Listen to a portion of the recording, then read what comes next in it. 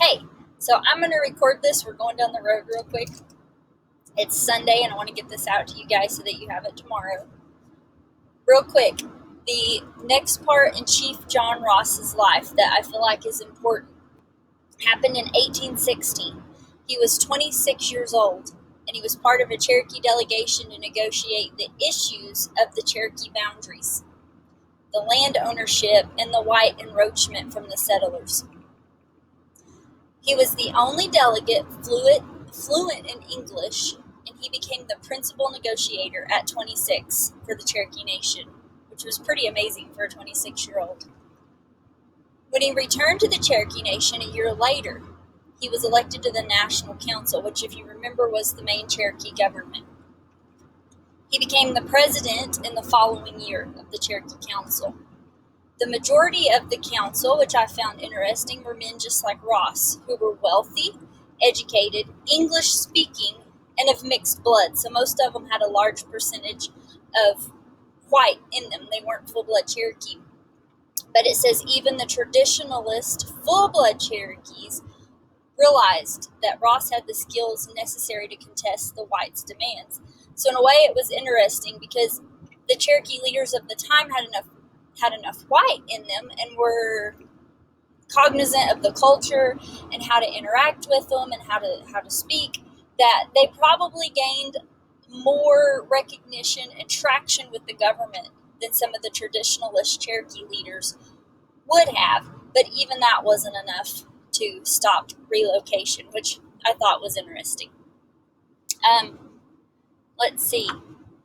In this position, Ross's first action was to reject an offer of $200,000 from the U.S. Indian agent made for the Cherokee to voluntarily relocate, which means just get up and leave on their own for $200,000.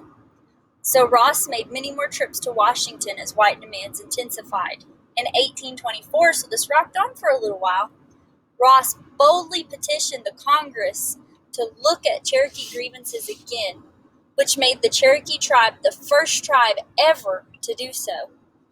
So he went to the government and just boldly and forcefully asked the government to look into some of these grievances. And I thought that was interesting. Cherokee Nation was the first one ever to do so. So he built lots of political support in the U.S. Capitol for the Cherokee cause. So again, because of his status in the community, his wealth, his nationality, his ability to speak English, they gave him, I think, a little more seriousness than they would have some of the more traditionalist chiefs. So he used his mixed heritage to try to benefit the Cherokee people, which was part of what made him such a great leader. But he still wasn't able to win out against the United States government. So Pathkiller and Charles R. Hicks, Chief Pathkiller was a prominent chief, died in January of 1827. Hicks's brother, William, was appointed interim chief, which meant he was just chief for a little bit until they figured something out. So William Hicks did not impress the Cherokees as a leader. I don't know why, it doesn't say, but he was not that impressive. So then they elected Ross as permanent principal chief in October 1828, and he held that position until his death. He was the longest running elected principal chief of the Cherokees, so he must have really impressed them for him to remain chief as long as he did.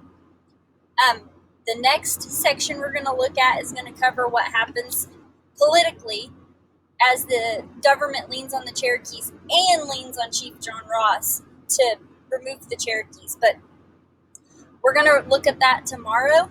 Thanks for listening, and holler if you have questions or comments.